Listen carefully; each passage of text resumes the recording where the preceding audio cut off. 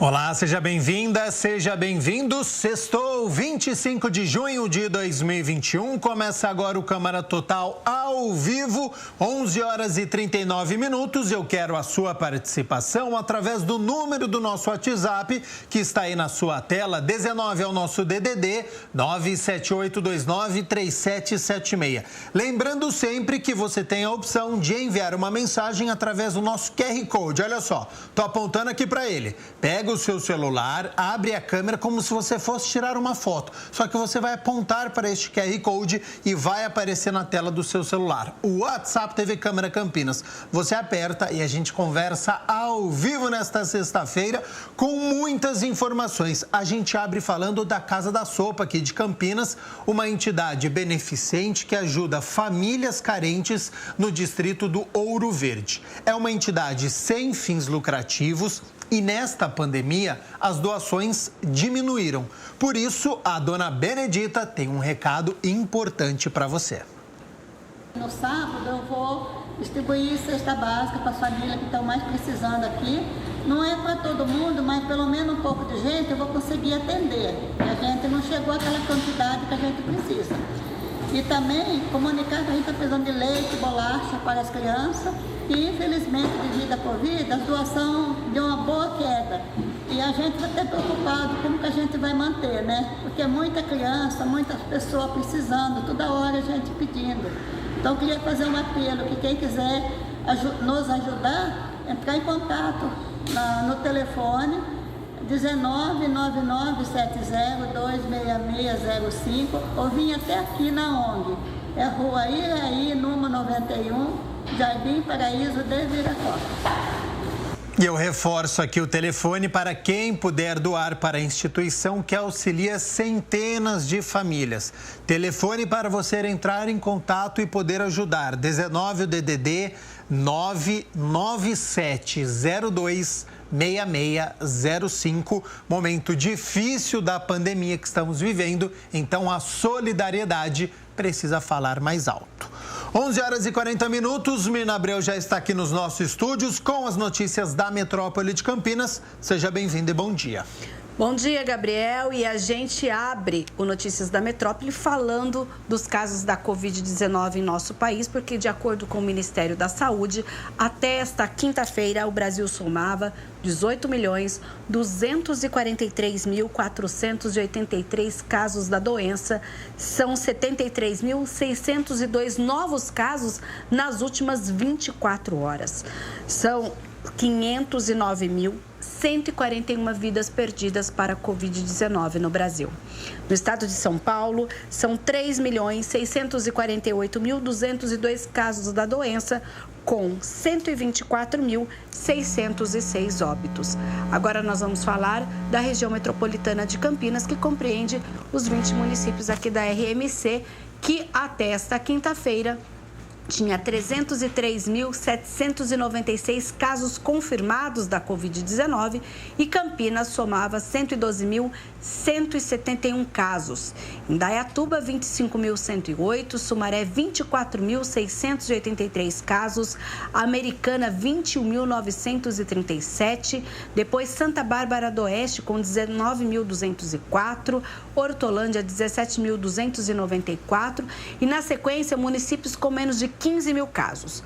Paulínia, Itatiba, Valinhos, Vinhedo, depois aparecem Cosmópolis, Montemor, Jaguariúna, Nova Odessa, Arthur Nogueira, Pedreira, Santo Antônio de Posse, Engenheiro Coelho, Morungaba e Olambra. Nas últimas 24 horas, na cidade de Campinas, 530 casos, o que preocupa bastante, o que mostra que a doença continua circulando por toda a nossa cidade. E quando a gente fala dos óbitos, na RMC, nós temos até esta quinta-feira 9.050 mortes confirmadas pela Covid em nossa região. Campinas soma 3.650 óbitos devido à Covid. Sumaré, 831, Americana, 658, Indaiatuba, 651, Santa Bárbara do Oeste, 644, Hortolândia 574, Valinhos 328, Itatiba 261 óbitos, Paulínia 230. Na sequência, municípios com menos de 200 mortes devido à Covid. Nova Odessa, depois aparece em Montemor, Vinhedo, Cosmópolis, Jaguariúna, Arthur Nogueira, Pedreira, Santo Antônio de Posse, Engenheiro Coelho, Morungaba e Olambra. Nesta última atualização, falando do município de Campinas, 18 óbitos nós tivemos. Chama a atenção mais uma vez para a faixa etária das pessoas. Homem de 34 anos, uma mulher de 41 anos, homem de 44 anos que não tinha comorbidades, ou seja, a faixa etária chegou na faixa dos 30 e dos 40 anos. Então, todo cuidado neste momento. Falando um pouquinho agora sobre taxa de ocupação de leitos para o município de Campinas. Infelizmente, tivemos mais uma alta. A gente falava 92%, 93%, aumentou, né? Aumentou sim. Olha, a gente chegou nesta quinta-feira a 95,24% de ocupação dos leitos Covid. Nós temos 420 leitos na cidade de UTI. No total, 400 estão ocupados. E na enfermaria, 459 pessoas estão internadas nas redes pública e particular aqui em Campinas. Nós temos 24 pacientes à espera de um leito de UTI aqui na cidade. Nós temos no SUS municipal, que é a rede Mário Gatti, de urgência e emergência, lembrando que junta também o hospital acampado pela Prefeitura, o Metropolitano, 163 leitos disponíveis, dos quais 162 estavam ocupados nesta quinta-feira. Na Unicamp, 31 leitos ocupados e temos na rede particular 227 leitos disponíveis, dos quais 208 ocupados. Ainda dos leitos administrados pelo governo estadual, nós temos a AME, que nesta quinta-feira tinha 21 pacientes em leitos de UTI. Temos ainda na Unicamp 65 pacientes em enfermaria e na AME mais 5. Ou seja, o sistema passa por um momento muito complicado da Covid-19. É momento difícil mesmo, né? Outra questão da vacinação. Vacina.campinas.sp.gov.br é o site para você fazer o agendamento, só que quando você aí de casa abre este site, tem esta mensagem, né, Mirna Abreu?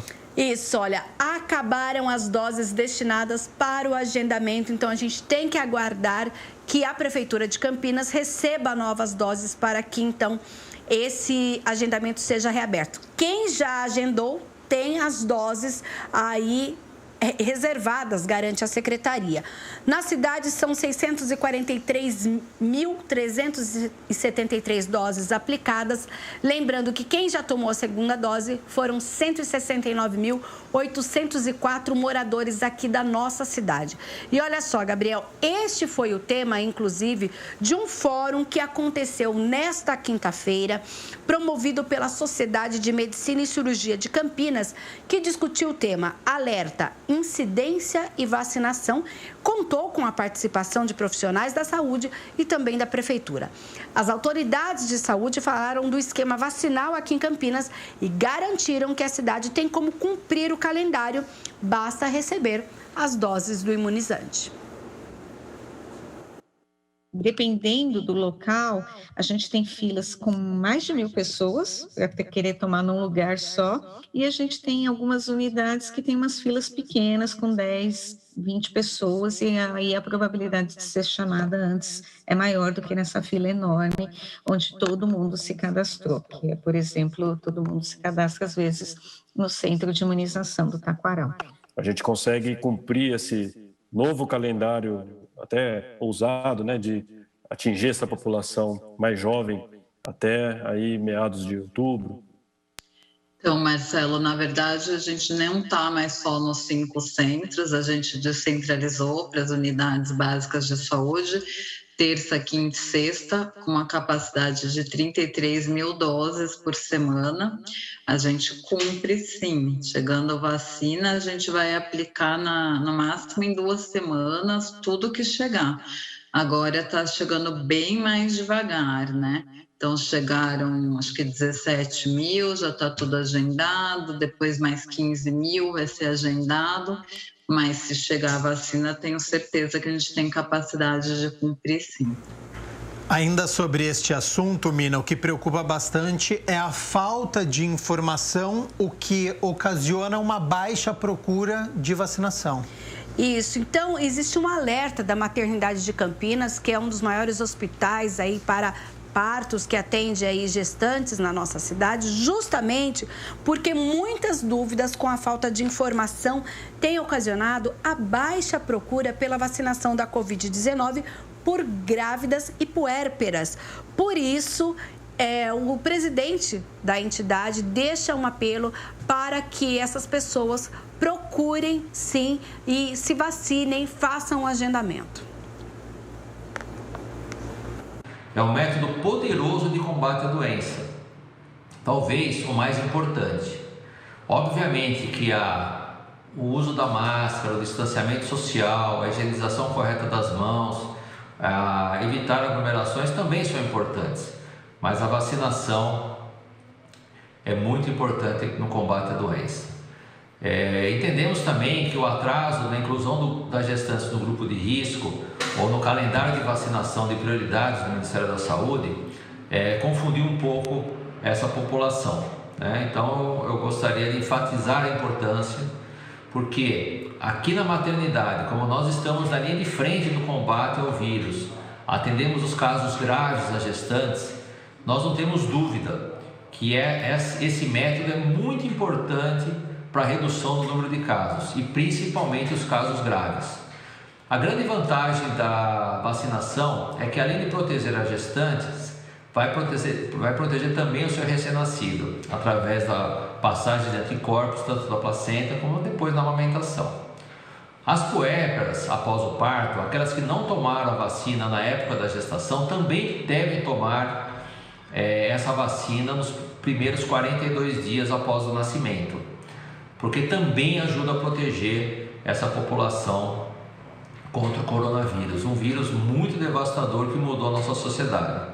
Então, a maternidade faz um apelo a toda a população, das gestantes, para procurarem as UBS, os postos de saúde, para tomar essa vacina. Importante, né, Gabriel? Lembrando que, assim como o Dr. Marcos Miele falou, já tem aí estudos comprovados de que, então, a vacinação, no caso das grávidas, essa proteção também passa para o bebê e, no caso das puérperas, também para o bebê, através da amamentação. Chegando às doses, então, vacina.campinas.sp.gov.br e faça o seu agendamento. O site está aí na sua tela. Entre com frequência para saber se tem doses disponíveis para você já poder fazer o seu agendamento.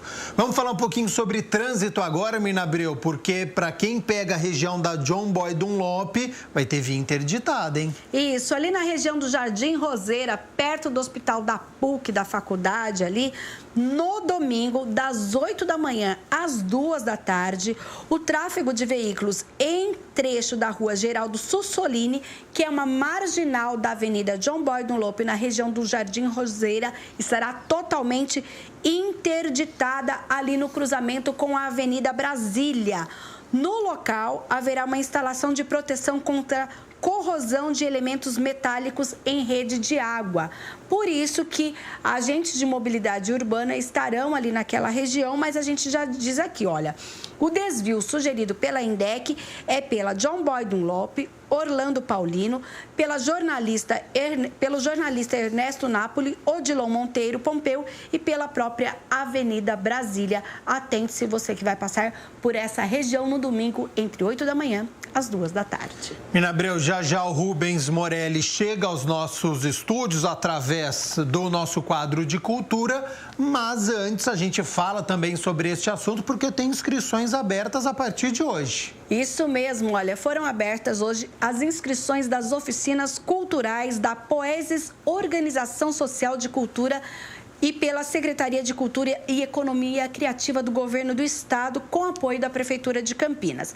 As oficinas serão realizadas no mês de julho, a partir do dia 5. A gente tem aí, olha, todas as oficinas que vão acontecer. Você pode acessar no Linktree Oficinas no Interior, que é um link da Secretaria de Cultura do Estado, e no YouTube também a gente tem as atividades que serão gravadas. Lembrando que a primeira oficina acontece no dia 5 de julho, a partir das 6 horas da tarde, que é Ouvindo o Cinema com os Olhos, que aqui, ó, na lista é a terceira oficina. Ótimo, então, Mirna Abreu. E para a gente poder encerrar as notícias da metrópole de Campinas, falar de algo que milhões de pessoas estão buscando, que é emprego. E agora essa oportunidade acontece aqui na nossa região, em Paulínia. É o Emprega Paulínia, pela Secretaria de Desenvolvimento Econômico do município, com 14 oportunidades de emprego em aberta, sendo 12 exclusivas para as pessoas com deficiência. São vagas de borracheiro, mecânico a diesel, analista de qualidade PCD, assistente social e para enfermagem. O Paço Municipal lá da Prefeitura de Paulínia atende das 8 da manhã às 5 da tarde, não é preciso agendar, então é só ir à secretaria lá no Paço, levando CPF, RG, título de eleitor, comprovante de residência e a carteira de trabalho. E qualquer informação, os telefones estão aí, olha, 19 3874 5669 ou 3874 5690. Uma boa sorte aos candidatos. Exatamente. Obrigado pelas notícias da metrópole de Campinas. Quero aproveitar sua presença aqui nos nossos estúdios para falarmos das notícias do Legislativo, do que acontece aqui na Câmara de Campinas, porque ontem foi dia de reunião de comissão. Isso mesmo, nós estamos encerrando o semestre legislativo, mas por aqui muito trabalho ainda acontece na Câmara Municipal. E ontem a Comissão das Pessoas com Deficiência ou Mobilidade Reduzida discutiu a importância da inclusão na sociedade. A reportagem é de Michel Amorim. Na quarta reunião ordinária da Comissão Permanente das Pessoas com Deficiência ou Mobilidade Reduzida da Câmara, o vereador Marrom Cunha, que é presidente do grupo, trouxe convidados para discutir a importância da inclusão da pessoa com deficiência na sociedade. Nós tratamos assim de vários, já vem vindo de decorrência realmente de nossas dificuldades de inclusão, acompanhando em escolas, acompanhando no dia a dia, na cidade, nos bairros, e realmente tem muito ainda que melhorar. Priscila, que participou da reunião, falou sobre o que já enfrentou no trabalho. Ela usa muletas e foi contratada em um hospital para carregar documentos. Eu dependia de alguém, todo momento. Olha para mim, primeiro, como que eu, como pessoa, me sentia incapaz. Porque eu não conseguia executar o meu trabalho sozinha. E quando um gestor não é preparado para lidar com essa situação, quando eu cheguei e falei assim, olha, eu não estou conseguindo, eu acho melhor eu mudar de função. Eu escutei. Você está reclamando do quê? As pessoas não te ajudam? Não estão te ajudando? A pedagoga explicou também o termo capacitismo durante a reunião. Assim como existe o racismo, a homofobia, o capacitismo, ele é um tipo de preconceito contra a pessoa com deficiência. Ele é muito usado hoje em dia, no lugar da palavra preconceito. A gente diz, a pessoa tem capacitismo. Ela é bem voltada para a questão das empresas, que essa questão da capacidade, das falas das pessoas. Fazem parte também da comissão os vereadores Jair da Farmácia, Carlinhos Camelô, Paula Haddad e a vereadora Débora Palermo. Então hoje sabemos porque, mais que as políticas e as leis tenham se adaptado e sendo mais rigorosas com sua aplicabilidade e acessibilidade, a inclusão social das pessoas com deficiência ainda tem um longo caminho para ser totalmente respeitada e aplicada. E logo depois desta reunião da comissão que analisa aí a questão dos deficientes de mobilidade reduzida, a gente teve uma outra reunião aqui na Câmara de Campinas. Desta vez foi a discussão em torno dos direitos da criança e do adolescente e a comissão é presidida pela vereadora Débora Palermo. E nós vamos tratar de um tema de extrema importância, né, para Campinas e principalmente para nossas crianças e adolescentes, que é a educação municipal. Os desafios e tudo aquilo que nós temos como políticas públicas a ser apontadas, né, para garantir os direitos de nossas crianças e adolescentes. E sobre esses desafios do distanciamento social na escola, o secretário municipal de Educação, professor Jorge Tadeu, falou sobre o assunto. Uma ação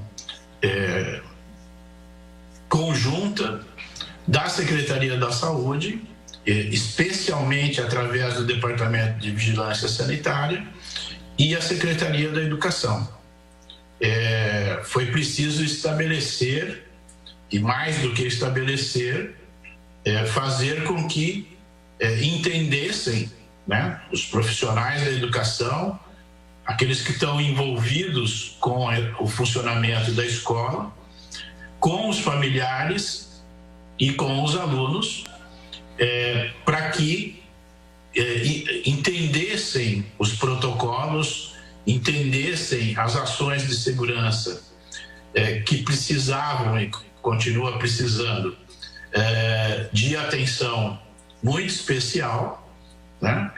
E com isso nós da educação atentos e de certa forma bastante preocupados com a falta que a escola de maneira presencial fazia e ainda continua fazendo, porque o retorno é parcial, à educação das nossas crianças. Certamente a ausência de funcionamento da escola impactou negativamente a formação dos nossos alunos. Lembrando que o secretário de Educação Municipal falou sobre a educação na rede municipal de ensino, mas o promotor público se preocupa com a questão da volta às aulas no estado. O governo do estado de São Paulo sinalizou agora, recentemente, com a possibilidade de retorno de até 100% dos alunos no mês de agosto, não é? E nós estamos vivenciando esse auge da pandemia. Então, quer dizer, isso traz uma preocupação muito grande de nossa parte, acho que de todos que trabalham com a educação, porque se de um lado, como muito bem pontuou a vereadora Débora, e é a nossa preocupação também, nós temos os prejuízos educacionais, os prejuízos psíquicos, não é? Desses adolescentes, questões às vezes de abuso que não são detectadas porque estão longe das escolas. De outro lado, há a preocupação com a questão do contágio. Então, isso nos leva a qual conclusão? Que precisamos preparar a escola como um ambiente minimamente seguro para os estudantes, para os professores, para os funcionários, né? Eu acho que a vacinação aí dos professores, funcionários já é um alento, não é? Mas não podemos nos esquecer que agora, com a vacinação dos grupos, das faixas etárias mais elevadas, dos adultos, dos senhores, das senhoras, infelizmente, lamentavelmente, o contágio vem abaixando e está chegando nas crianças, está chegando nos adolescentes também. Lembrando que esta foi a última reunião da Comissão da Criança, do Adolescente e Juventude antes do recesso de julho, mas a presidente garante que os desafios na educação no contexto da pandemia continuam na pauta. E vamos seguindo em frente por aquilo que eu vim fazer aqui, né? Defender os direitos das nossas crianças e adolescentes que merecem políticas públicas, não só para cumprir o que a lei diz, mas com qualidade, de qualidade, para que a gente mude, né, esse país. Eu acho que se investir na criança, no adolescente, a gente muda uma história. Então, é isso que eu acredito, nessa linha que eu sempre trabalhei e continuarei trabalhando.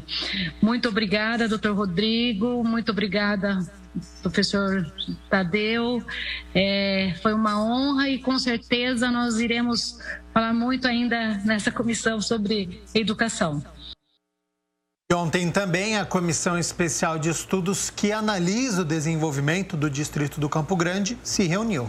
Essa foi a última reunião também desse semestre, lembrando que a Comissão de Estudos que analisa o desenvolvimento lá do Distrito do Campo Grande, ela pediu a prorrogação dos trabalhos e ontem, então, apresentou um relatório parcial. A Comissão Especial de Estudos, que tem a finalidade de analisar e discutir o desenvolvimento do Distrito do Campo Grande, entregou à Câmara o relatório parcial dos trabalhos iniciados em março deste ano. Nós adotamos essa estratégia de aprovar um relatório parcial e encaminhar ao prefeito para que possa constar da lei do plano plurianual. Então, esse diagnóstico denso que foi feito, nessa escuta à comunidade, aos especialistas e a agentes da própria prefeitura, é importante que a gente, então, aprovado o relatório parcial, possamos encaminhar ao prefeito para que conste da lei do plano plurianual.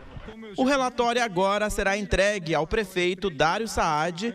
Tem análises e sugestões de propostas que sejam incorporadas ao plano plurianual de 2022 a 2025 da cidade, que é um instrumento de planejamento governamental que define as diretrizes, objetivos e metas da administração pública. Políticas públicas muito importante, como a ligação entre os bairros, o desenvolvimento da região passa por isso, não é?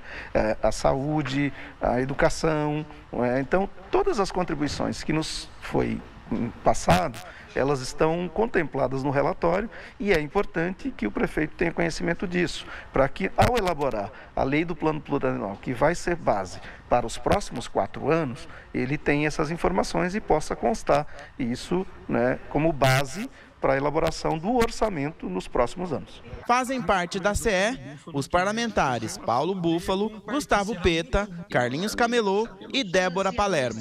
Nós devemos encaminhar para outros órgãos, porque nós sabemos a solicitação de um distrito, de uma agência de correios, de uma agência bancária, passa pela administração também, mas a Câmara, e o nosso presidente está aqui, inclusive, com a gente, nós podemos remeter essas demandas a outros órgãos de outros níveis de governo, seja tanto estadual como da União. O presidente da Câmara acompanhou a reunião de entrega do relatório parcial. Eu não tenho dúvida que essa é uma das comissões mais importantes que foi criada nessa Câmara para acompanhar o desenvolvimento dessa região que é tão grande e que carece muito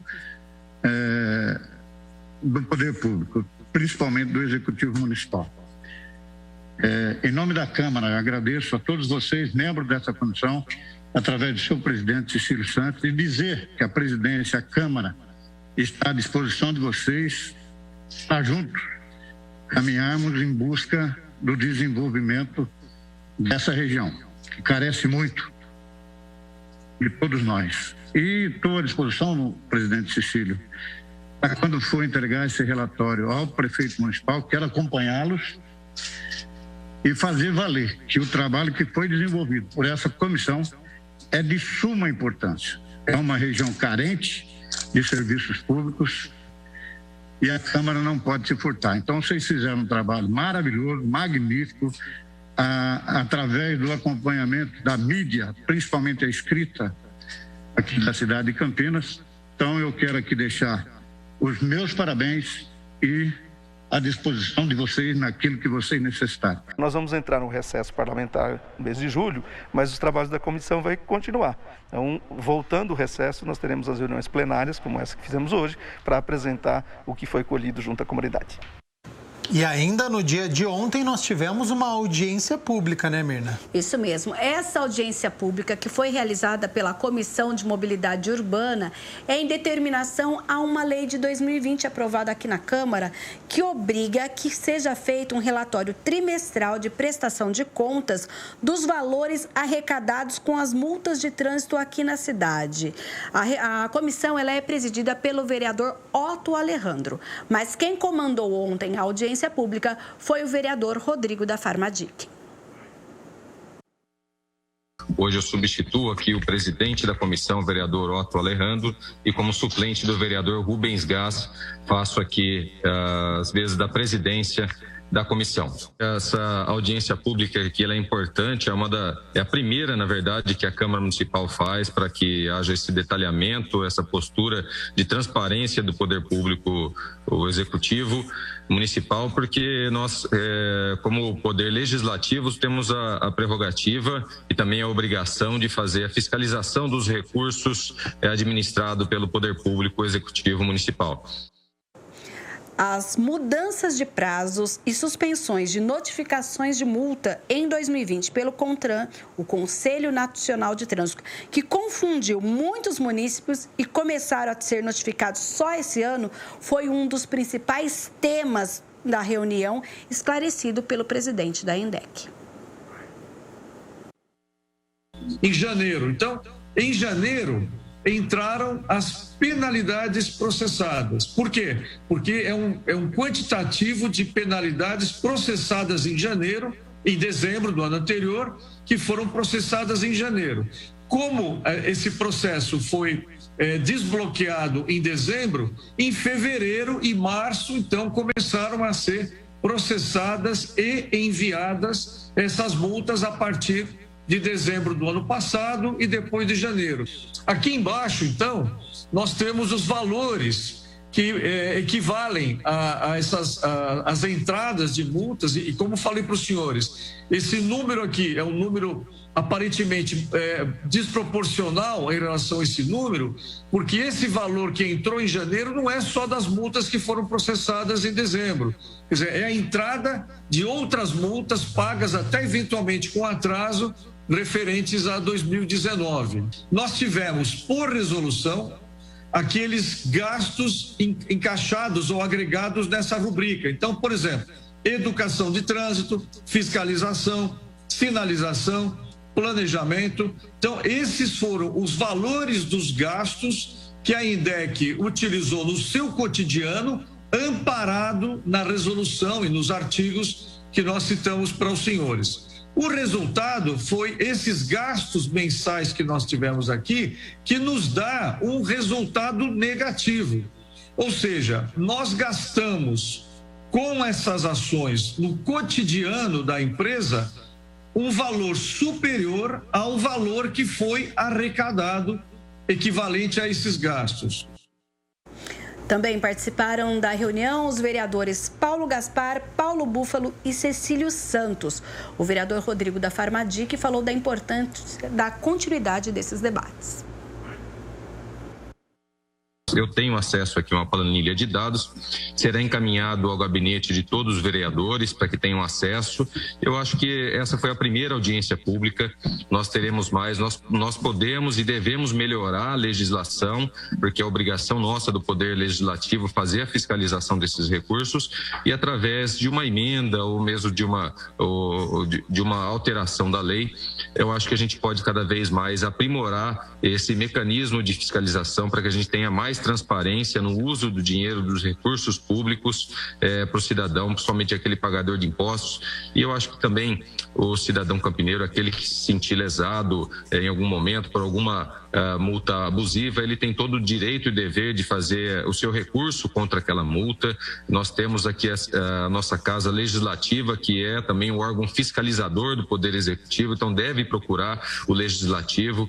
Nós temos os canais da Prefeitura de 156, o de ouvidoria, que pode ser também solicitado revisão, então mesmo esses recursos são oriundos das multas, são para aplicação destinadas exclusivas nas quais nós fizemos aqui menção hoje do Código de Trânsito Brasileiro. Então nós temos que cobrar e exigir do Poder Público Executivo sempre a melhoria contínua da engenharia de tráfego, de uma instalação de um semáforo, de uma melhoria na sinalização vertical, na sinalização horizontal, até porque nós temos recursos para isso, temos profissionais técnicos capacitados e habilitados, servidores públicos municipais da INDEC que fazem esse trabalho brilhantemente. É o nosso dever como fiscalizador está levando essas demandas para a INDEC, que chega até nós através dos nossos gabinetes, essas reclamações, e muitas vezes através de uma indicação. E para nós encerrarmos as notícias do Legislativo Mirna Abreu, segunda-feira, na próxima semana, teremos mais eventos e por este motivo o Câmara Total tem uma edição mais curta, né? Isso mesmo, já na segunda-feira, a partir das 10h30 da manhã, acontece a reunião da Comissão Especial de Estudos que discute a importância do Instituto Federal de São Paulo no campus Campinas, sob a presidência da vereadora Guida Calisto. Essa reunião vai até ao 12h30.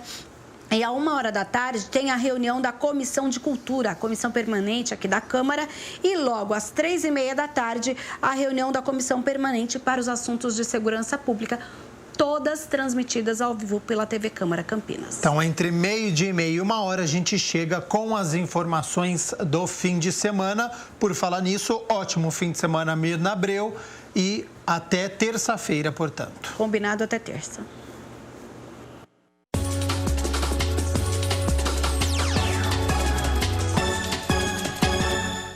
Sexta-feira em que as duas equipes da cidade entram em campo e no mesmo horário, 7h da noite, a gente começa com o duelo que acontece aqui em Campinas. Grande jogo entre Guarani e Coritiba, já está aqui na minha tela, olha só, Guarani e Coritiba, 7h da noite no estádio Brinco de Ouro. Por que é um grande duelo? Coritiba, quarto colocado com 10 pontos e o Guarani na 7ª colocação com 9, um ponto atrás, confronto direto, tudo bem que é início de competição, mas é importante esta vitória do Guarani para embalar na competição contra um adversário direto nesta luta pelo G4. A gente lembra sempre, G4 são as 4 primeiras equipes que conquistam um acesso à primeira divisão do futebol brasileiro, Guarani e Coritiba hoje. No mesmo horário, a Ponte Preta fora de casa vai até Pelotas enfrentar o Brasil no estádio Bento de Freitas. Aí é um duelo da parte de baixo da tabela. A Ponte é a lanterna da competição, tem apenas 2 pontos e o Brasil de Pelotas é a primeira equipe fora da zona de rebaixamento com 5 pontos. Se a Ponte vencer o duelo de hoje por 2 gols de diferença, ultrapassa o adversário na tabela de classificação e o técnico Gilson Kleina buscando esta primeira vitória. A Ponte que há 10 jogos não sabe o que é vitória. Olha só, hein? Fim de semana está chegando. Em tempos normais, com certeza haveria uma festa junina próxima aí da sua casa. Mas o nosso caipira preferido, Rubens Morelli, resolveu improvisar o arraiá dentro do Cultura Total, que traz ainda todas as dicas de entretenimento para o fim de semana. Será que vai ter quadrilha? Oi, bom dia, boa tarde e também uma boa noite para você. Escuta a musiquinha? Estamos em clima de festa junina aqui no Cultura Total, o seu programa que enaltece a cultura da nossa cidade e da nossa região e nesse fim de semana também do Brasil, né? É o mais emblemático para as comemorações juninas. Então já separa a sanfona, acende a fogueira que o arraiá vai começar, hein? Roda a vinheta.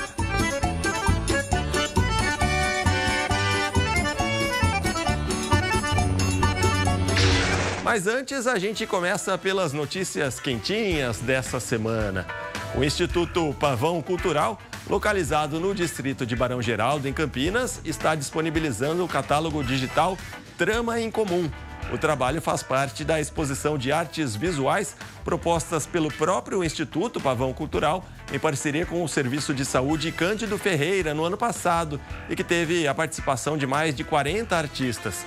A ideia dos organizadores do trabalho é manter o debate acerca do cuidado com a saúde mental por meio da arte. E vale a pena conferir. O catálogo digital está disponível gratuitamente no site do Pavão Cultural na internet, que é esse que está na tela, pavãocultural.org.br. Neste sábado, o Instituto Arnea, localizado na Vila Esperança, realiza uma apresentação online do espetáculo Dança.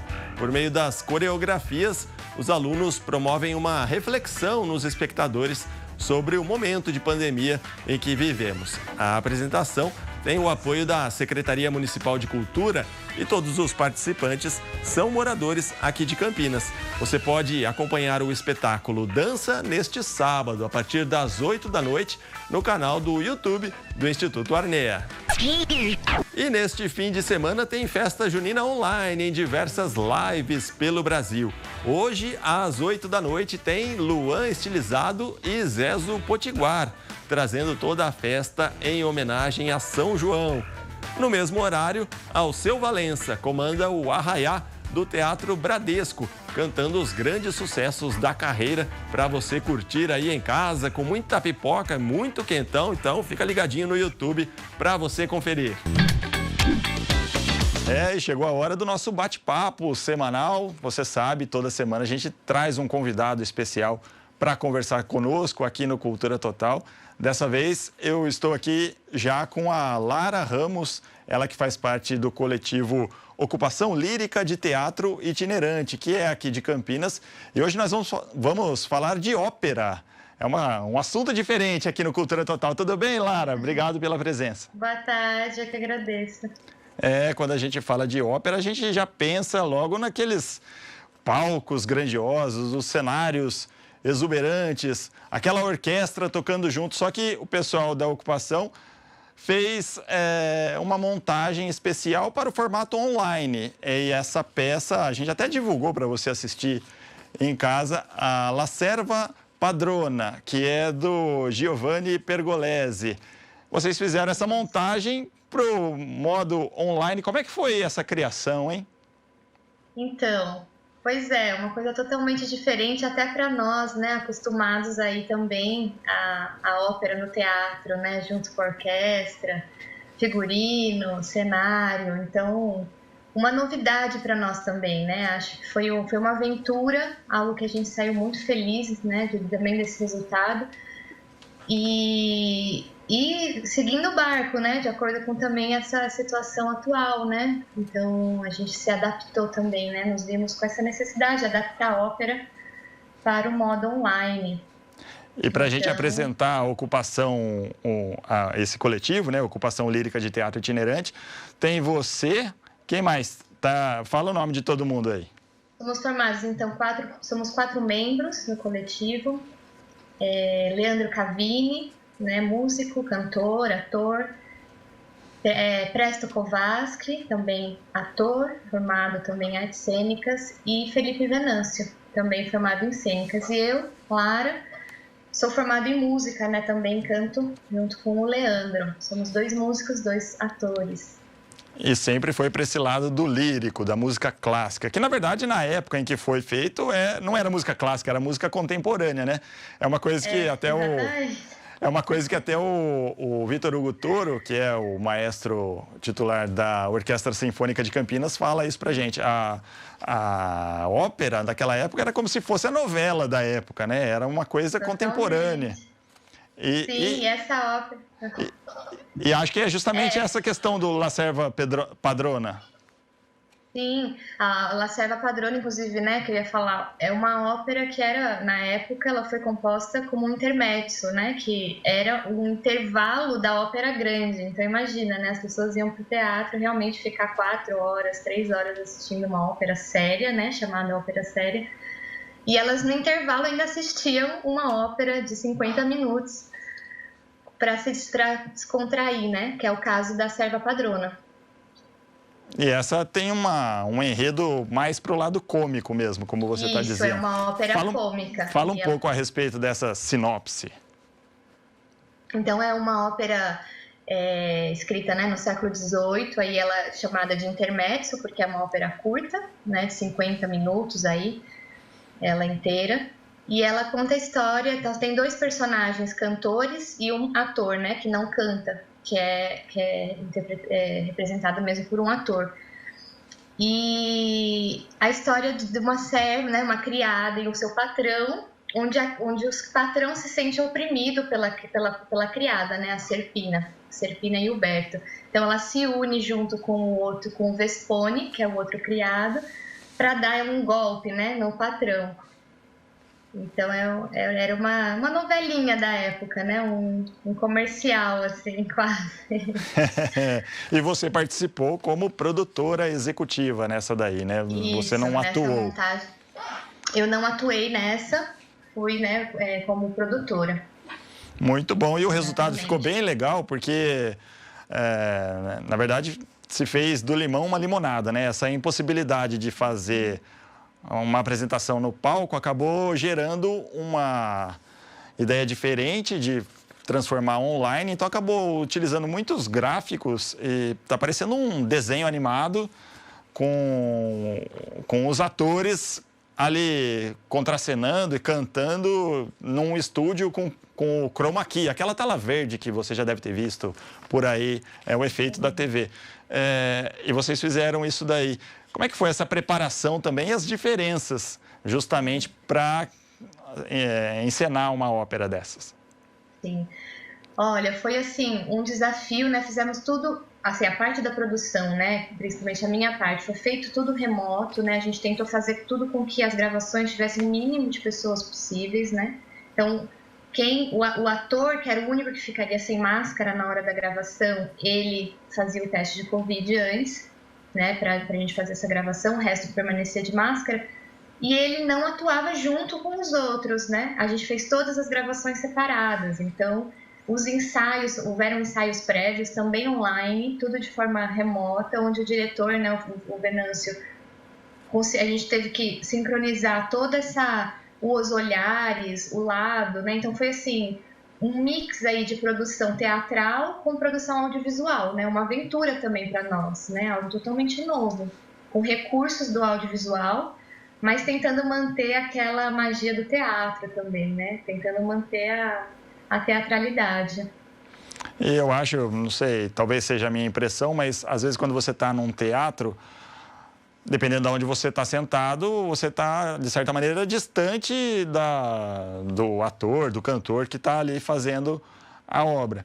No caso aí dessa peça, desse espetáculo que foi idealizado para o audiovisual, com esses recursos gráficos, parece que você está bem coladinho ali no ator, dá até para ver um pouco mais da expressão dele e tudo mais. Ficou esse resultado bacana, diferente, gostoso e prazeroso de se assistir. Teve esse cuidado também, né?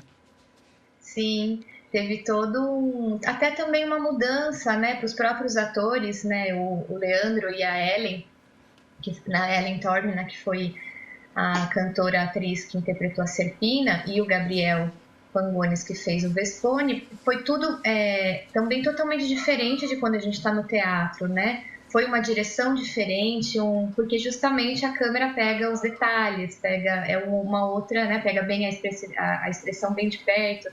Então, o processo foi muito diferente de como a gente estava acostumado a fazer no palco, né? E o resultado ficou incrível e a gente separou um trechinho para a galera poder assistir. Então, vamos lá. Conferir um trechinho de La Serva Padrona, da ocupação lírica de teatro itinerante aqui de Campinas. Olha só.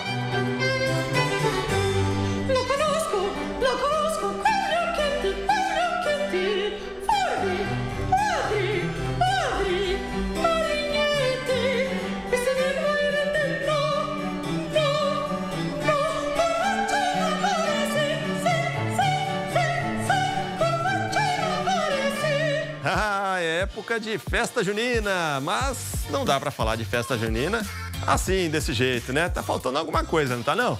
Calma aí. Olha o tour! Garoto, balancei! Agora sim, né? Devidamente trajado para curtir o arraiá. A festa junina é a segunda festa popular mais cultuada do Brasil, perdendo apenas para o carnaval. E eu arrisco dizer que tem gente que prefere a festa junina, viu? Pela comilança, eu sou um deles. Mas você sabia que a festa junina é uma tradição europeia? Pois é claro que ela sofreu alterações quando chegou aqui, mas as festas têm origem na celebração pagã para a chegada do verão no hemisfério norte. E aí o pessoal acendia uma fogueira como sinal de purificação. Depois foi incorporada aos ritos católicos para homenagear Santo Antônio, São João e São Pedro. Aliás, cada um deles tem um tipo diferente de fogueira, você sabia? Para São João, a fogueira tem um formato de cone. Para Santo Antônio, as madeiras são dispostas em formato quadrangular. E para São Pedro, forma-se um triângulo. Que coisa, né? Quando veio para o Brasil, trazida pelos portugueses, a festa junina ganhou uma nova roupagem das tradições brasileiras. A começar das roupas, que estão relacionadas ao modo de vestir dos moradores da roça. A dança da quadrilha também é uma forma de agradecer a colheita realizada. E o milho, que tem a fase final da colheita em junho, passou a ser a base de muitos pratos típicos. Que delícia, hein?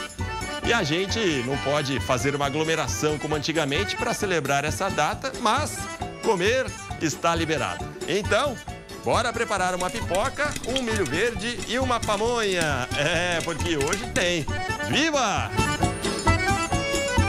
Muito bem, a gente está aqui conversando com a Lara Ramos, que foi a produtora executiva desse espetáculo La Serva Padrona, do coletivo Ocupação Lírica de Teatro Itinerante aqui de Campinas. Até o final da entrevista eu acho que eu consigo decorar o nome inteiro do negócio para não errar.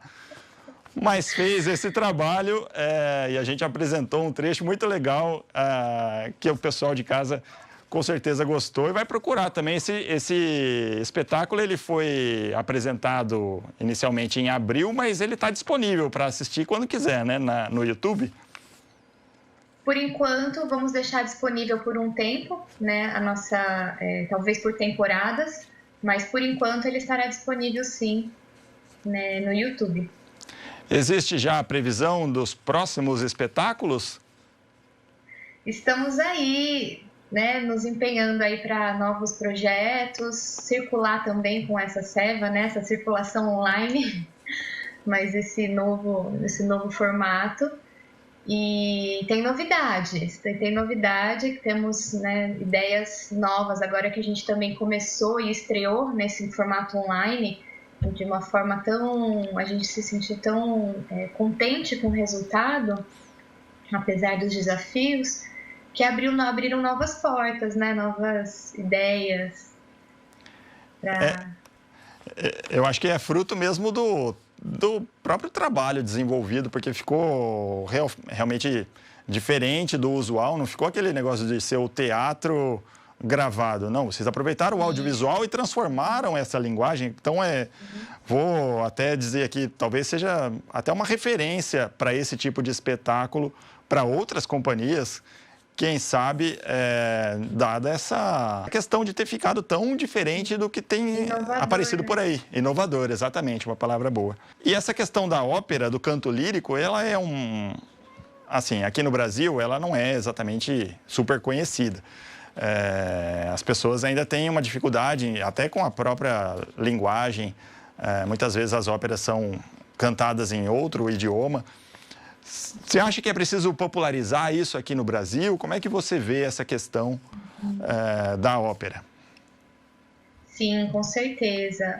O nosso coletivo nasce até com esse intuito, né, de popularizar, de trazer mais para o mundo real, as pessoas poderem tocar mais esse mundo, né, não ser um mundo tão afastado, onde a gente tem os grandes centros urbanos, né, São Paulo, Rio de Janeiro, onde tem grandes teatros, que tem grandes produções operísticas, mas trazer para o interior, né, trazer para os teatros menores, trazer para a rua, isso é um sonho que a gente sempre teve, levar a ópera para a rua, né, não é o momento agora, né, levamos para as telas, né, que também já é um outro caminho de chegar mais nas pessoas, mas com certeza, nós como coletivo e eu, né, pessoalmente, acredito e acreditamos que isso é um passo super importante, trazer mais para dentro, mais para próximo.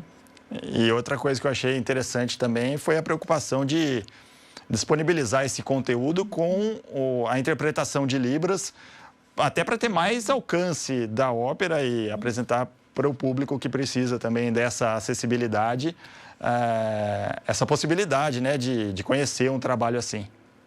Sim, a gente teve essa preocupação mesmo de colocar todos os espetáculos com Libras.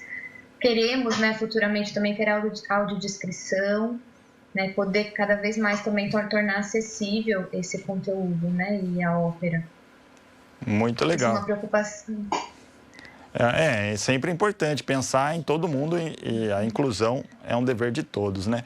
Lara, para o pessoal, então, que ficou interessado e quer assistir, está lá disponível no YouTube, qual que é o caminho para encontrar? E também já deixa os contatos aí do coletivo. Com certeza. Então, no YouTube, Ocupação Lírica de Teatro Itinerante. Vocês encontram lá no nosso canal, se inscrevam também, é muito importante para a gente cada vez também crescer o nosso alcance. E o nosso Instagram, Ocupação Lírica, @Ocupação Lírica, tudo sem cedilha, sem tio, então tudo junto e sem acentos. Vocês também vão encontrar novidades por lá. Muito bom, e vale a pena acompanhar e a gente fica esperando aí, aguardando as próximas apresentações e as próximas produções desse coletivo. Muito legal, muito obrigado, viu, Lara, por esse bate-papo aqui conosco. Eu que agradeço. Muito obrigada. É isso, e para você que está procurando outras dicas para esse fim de semana, eu separei algumas, olha só. E chegou a hora de conferir as estreias da semana nas plataformas de streaming. E olha, o fim de semana está cheio de séries, hein? Na Netflix estreia Sex Life. Uma mulher casada e mãe de 2 filhos não consegue parar de pensar no ex. É o início de uma conturbada relação dela com o passado e também com o presente, sob o ponto de vista do desejo feminino. Tá lá na Netflix. Na Amazon Prime Video estreia Manhãs de Setembro, nova série nacional da produtora. É a história de uma mulher trans que corre atrás do sonho de cantar, mas acaba surpreendida com a existência de um filho. Já na Disney Plus, entra em cartaz a misteriosa Sociedade Benedict. Depois de ganhar um concurso de bolsas de estudos, 4 órfãos são recrutados pelo Sr. Benedict para salvar o mundo. Confere lá na Disney Plus. É isso aí, moçada. Por hoje é só. Envia sua mensagem pra gente no nosso WhatsApp. O número é esse que está aqui na tela, o 19 97829 3776. Boas comemorações juninas, mas com responsabilidade, hein? E que venha julho. Na próxima semana eu volto com muito mais da arte e da cultura de Campinas e região. Um grande abraço para você. Até lá. Tchau. Para você também, hein? Tchau. Tem até uma dancinha para acabar.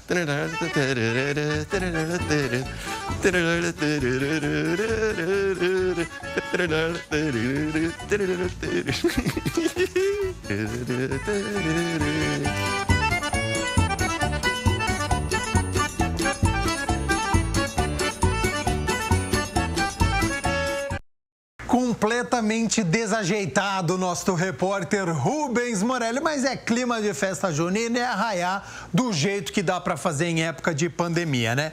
12h36, vamos fazer o seguinte, o Rubens Morelli vai se recompor depois desta dança, a gente vai fazer o intervalo e na volta eu vou acioná-lo porque tem assunto importante, já que nós estamos aí com o toque de recolher na cidade de Campinas a partir das 7 horas da noite até as 5 horas da manhã e claro que isso traz um impacto para os bares e restaurantes. Então, rápido intervalo e na volta tem entrevista aqui no Câmara Total.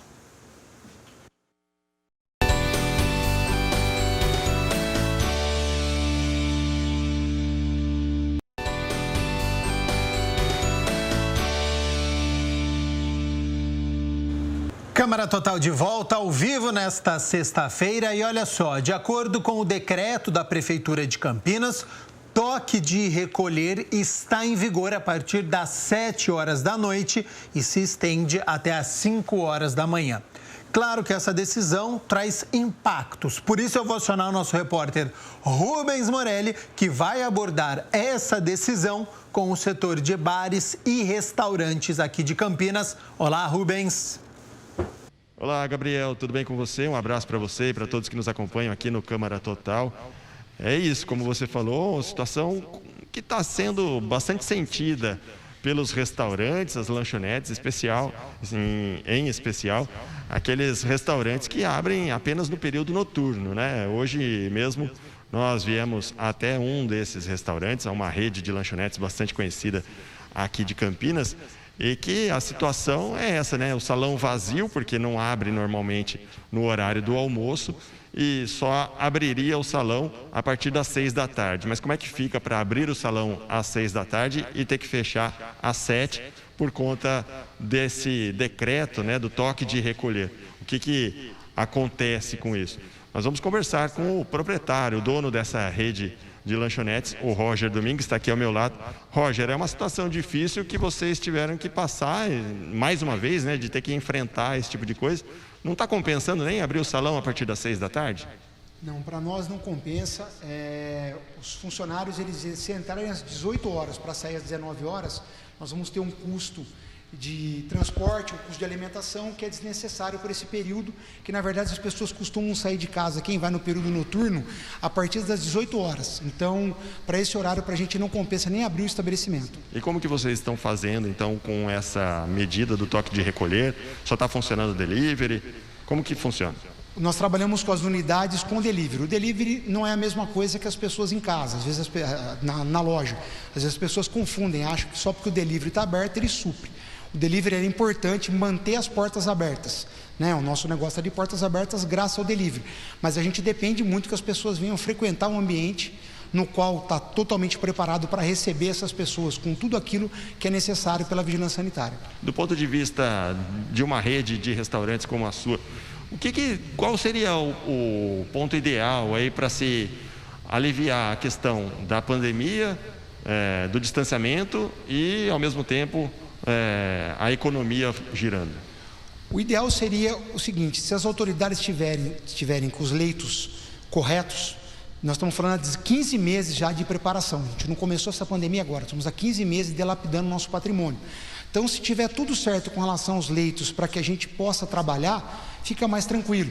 O que não pode é vir diminuindo o número de leitos, que é o que a gente vem acompanhando pelos números pela Brasel.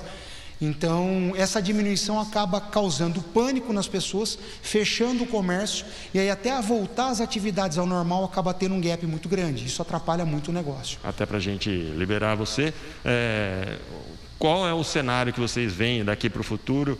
A expectativa de vocês ainda tem fôlego para ficar funcionando durante a pandemia por muito tempo? Infelizmente, se a gente não voltar a trabalhar pelo menos até as 21 horas, algumas demissões vão ter que acontecer, porque a gente não tem o que fazer com esse funcionário, infelizmente. E, na verdade, o fôlego é o que eu falei para vocês, fazem 15 meses que nós estamos dilapidando o nosso patrimônio. Então, chega uma hora que não tem mais dinheiro. Então, é exatamente o que está acontecendo agora. Então, a gente precisa voltar às atividades ao normal, respeitando, obviamente, a lei, para que a gente possa conseguir ter esse fôlego para manter e principalmente garantir os empregos, que eu acho que é a coisa mais importante. O índice hoje de desemprego está muito alto no Brasil. E o serviço, esse setor, né, de serviços, de restaurantes, de bares, é um dos que mais empregam no Brasil e fica realmente complicado essa questão. Agradeço você, viu, Roger, por nos atender aqui no Câmara Total e mostrar um pouco do ponto de vista de vocês, os empreendedores desse setor tão importante para a sociedade. Obrigado. Obrigado a vocês. É isso, o Roger Domingues, e a gente está falando aqui de uma rede já bastante tradicional da cidade de Campinas, com dificuldades financeiras, porque, obviamente, sem vender o principal serviço, fica complicado de ter o faturamento. Imagine as lanchonetes, os restaurantes com menos tempo de tradição, talvez, com menos clientes, que estão sofrendo bastante. E até para falar sobre isso, né, o Matheus Mazon, presidente da Abrazel, aqui da Regional de Campinas, está aqui conosco mais uma vez. Essa situação que a gente vê já passando ao longo dos meses está complicando cada vez mais esses pequenos empreendedores, não é isso, Matheus? Isso mesmo, Rubem. 15 meses aí já de restrições, né, de medidas municipais, estaduais aí para tentar controlar a pandemia, que impactam em demasiado o nosso setor, né? O nosso setor é um setor de portas abertas, né? Então, se a gente não tem as portas abertas, a gente sofre muito. E essas medidas, como até o Roger comentou, dilapidaram os patrimônios dos empresários e a gente não tem muito mais fôlego, na realidade não tem mais fôlego, né? Então é importante que a gente consiga equalizar essa questão, controle pandêmico, contaminações, óbitos, leitos, para que a gente volte o mais rápido possível. Isso é importante. E uma coisa muito interessante, especificamente nesse novo toque de recolher na cidade de Campinas, que a gente saiu das 9, que já era um horário ruim para a operação noturna, e metade do nosso setor, né, 52% do setor de bares e restaurantes funciona, o faturamento vem do período noturno, já não era um horário muito bom, agora às 7 acabou com o jantar. E o interessante, que é muito ruim para a gente neste momento, é que as famílias não estão pedindo delivery. Então o delivery que estava vindo até quando a gente estava indo às 9 horas da noite, caiu. A população está achando que a gente está sendo obrigado a fechar. Então estão comprando no supermercado, fazendo comida em casa e não estão consumindo. Então está sendo pior o impacto para o setor nesse momento. E a gente tem uma expectativa, na realidade, quase que uma esperança que já na semana que vem a gente volta pelo menos às 9 horas a funcionar, senão a gente não vai ter condições de sobreviver. Também pela condição econômica também, né? Outros setores diminuindo o serviço, diminuindo o salário, também a pessoa acaba fazendo mais compras em casa para se manter em casa do que procurar um restaurante. Agora, a Abrazel entrou na justiça com uma ação de reparação. Eu gostaria que o senhor comentasse a respeito disso. Inclusive, teve uma reunião ontem com o prefeito Dário Saad. Sim, exatamente. A Abrazel nacionalmente entendeu ser importante a gente entrar com uma ação de pedido de reparação, dados os direitos que a gente entende que o setor, e principalmente os nós associados, foi injusto esse negócio. Então, o que acontece? As medidas foram tomadas, a gente não está entrando no mérito da medida se precisava ter fechado o estabelecimento A ou B, o horário, assim por diante. Porém, ela impactou de forma não homogênea os setores econômicos. Então, teve setores econômicos, como, por exemplo, o setor de bancos, que lucrou 50% a mais no ano da pandemia, e teve setores, incluindo de bares e restaurantes, que sofreram em demasiado. Você pegar eventos, você pegar formaturas, foi muito pior do que o nosso setor. E no direito, se as atitudes públicas impactam diferentemente os setores têm o direito de pedir o ressarcimento sobre isso. E é isso que a gente está colocando na nossa ação, que aconteceu em 300 cidades, aproximadamente 300 cidades, em todos os estados, mais o Distrito Federal. E aqui na nossa região, a Abrazel representa 27 cidades, 17 exatamente aqui na nossa região, e a gente entrou com essa ação ontem e já fomos recebidos pelo prefeito. O Dário nos recebeu, que a gente gostaria de apresentar a ação e explicar para mostrar que isso é um direito do nosso setor, um direito dos associados. A conversa foi muito boa, foi muito positiva, e a gente entende que a gente conseguindo apresentar isso para a sociedade e para as autoridades, essa justiça poderá ser feita. Inclusive, 77 países no mundo todo realizaram ações desse tipo, de reparação ao setor de bares e restaurantes. Inclusive, os Estados Unidos disponibilizou 29 bilhões de dólares para a reparação desse setor de alimentação fora do lar. Então, não é uma coisa inédita que veio do nada. Exatamente. Outros países adotaram esse tipo de reparação. Exatamente. A grande diferença do que a gente está trazendo, aí, esse é um estudo da OMS que tem esses dados, a gente foi buscar essas informações para poder embasar também a nossa ação na justiça, é que nos outros países os governos têm uma certa liberdade de fazer essas ações de reparação. Então, agora, no último pacote de apoio econômico que os Estados Unidos lançou, ele especificou 29 bilhões de reais só para bares e restaurantes, para reparar os bares e restaurantes americanos. Na Europa isso já vem acontecido em outros momentos. Foi o que a gente estava tentando fazer no começo da pandemia, falar, tudo bem, a gente topa ficar a porta fechada, mas a gente precisa de ajuda para ficar fechado. E legalmente, no Brasil isso é muito difícil. Então, na hora que a gente ia conversar com os prefeitos, ia conversar com o governador, eu falava, eu não posso dar isenção fiscal para vocês, porque a lei não me permite. Eu não posso ajudar o setor A e não ajudar o setor B, porque a lei não me permite. Então, até a nossa ação, ela é uma ferramenta para ajudar as autoridades a fazer o correto, a poder falar, não, ó, este setor teve uma penalidade muito pesada e a gente vai ajudar o setor. Então, a gente conquistando a vitória nessa ação, a gente dá ferramentas para as autoridades fazer o que é justo, ajudar aqueles que foram muito penalizados a pagar essa conta da pandemia, que foi uma conta justa, foi uma conta que precisava ter sido feita, nós entendemos essa questão, mas a gente pontua na ação que isso foi desproporcional.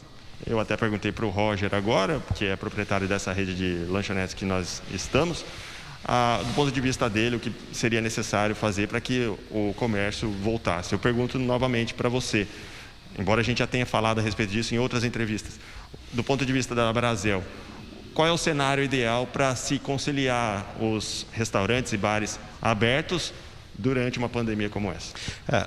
A gente tem algumas questões, para conseguir te responder, tem algumas questões. Tem a questão dos leitos que o Roger falou. A gente teve 15 meses para a preparação disso.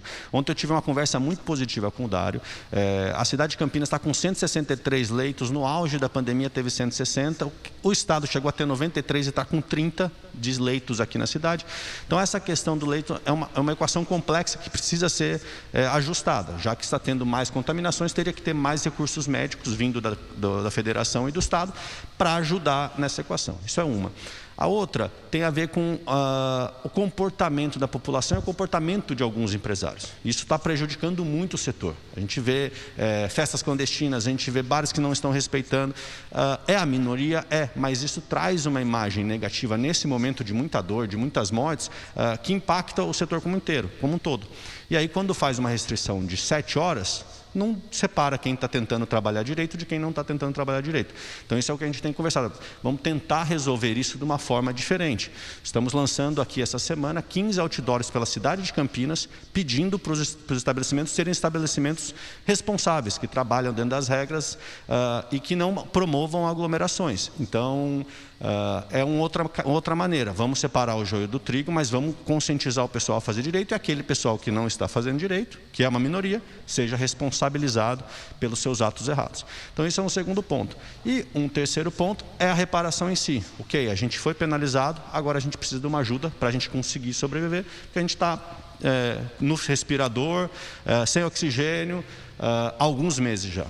E quando você fala de alguns empresários que não respeitam todas as regras, vale destacar também que a Abrasel ela é uma associação brasileira de bares e restaurantes, mas que tem os seus associados, mas nem todos os bares e restaurantes são associados da Abrasel, né? Então também fica difícil essa compilação aí para poder juntar tudo. Exatamente. Só na cidade de Campinas nós temos aproximadamente 15 mil estabelecimentos. Tínhamos 15 mil estabelecimentos para a pandemia. Na associação a gente tem 400 aqui na cidade. Então a gente representa o setor, busca o diálogo com as autoridades. É importante a associação conseguir fazer essa ponte para homogeneizar os interesses da categoria. Mas eu sempre falo, a gente é uma associação. O máximo que eu posso fazer para você que é um empresário, eu te dar conselhos, te dar ferramentas para que você consiga sobreviver, trabalhar, crescer. Mas dentro da tua empresa, quem decide é você, o seu NPJ é seu, juridicamente você tem que fazer. Então, quando acontece esses erros de conduta, a gente senta no conselho, conversa e fala, esse cara a gente vai pedir para se retirar da associação. E é isso que a gente faz. Se a pessoa não entende o papel de trabalhar em conjunto em sociedade, não faz sentido a gente representá-lo. Mas é uma conversa muito difícil, a gente está no Brasil, são muitas pessoas pensando diferentes, mas de qualquer maneira a gente vai continuar fazendo esse trabalho, tentando conscientizar, tentando fazer com que as aglomerações não aconteçam, o empresário de bem possa abrir as suas portas e trabalhar de uma forma honesta, ganhando seu dinheiro e conseguindo manter seus empregos. É isso, é o apelo que todo mundo quer, né? E a vontade de todo mundo quer. Quem não quer voltar à vida, pelo menos o que a gente considerava normal, né? Por mais que todo mundo fale a respeito do novo normal, a gente quer ter a vida, quer ir e vir, quer usar o comércio, enfim. Mas ainda assim é preciso tomar cuidado com toda a pandemia, continua, não é uma situação fácil, não é uma conversa fácil, mas a grande verdade é que esse cenário aqui de cadeiras acima das mesas Por enquanto ainda o restaurante está aberto, né? De repente nem mesa e cadeira vai ter, ou aqui ou em outros restaurantes. Matheus, obrigado mais uma vez pela sua participação aqui conosco no Câmara Total. É um prazer estar aqui. É isso. E fica esse pensamento aí, né? A população tem que ajudar. Já são 15 meses de pandemia, a gente fala isso todo dia aqui no Câmara Total. E não só no Câmara Total, toda a imprensa está falando isso. A população precisa fazer sua parte também para todo mundo passar ileso por essa pandemia. Nós voltamos aí aos estúdios Gabriel Castro. Tá certo, Rubens Morelli, obrigado por todas as informações. Uma notícia antes da gente encerrar. O secretário municipal de saúde, o Laíri Zambon, participou hoje da 14ª reunião da Comissão Especial de Estudos, presidida pelo vereador Luiz Rossini, e falou em primeira mão sobre as 2 milhões de doses da vacina Janssen, que serão doadas ao Brasil pelos Estados Unidos. O lote chegou hoje ao aeroporto de Viracopos e a expectativa é que sejam destinadas a Campinas 220 mil doses que serão aplicadas no mês de julho e que vão se juntar às demais vacinas que já estão sendo aplicadas aqui no município. O Câmara Total fica por aqui. Muito obrigado pela sua companhia, pela sua audiência. Ótimo fim de semana. Nos vemos na segunda-feira. Continue aqui na TV Câmara Campinas, porque agora, coladinho ao Câmara Total, 13h, tem a reunião da Comissão de Direitos Humanos e Cidadania, presidida pela vereadora Paola Miguel. Então, continue aqui na TV e até segunda-feira.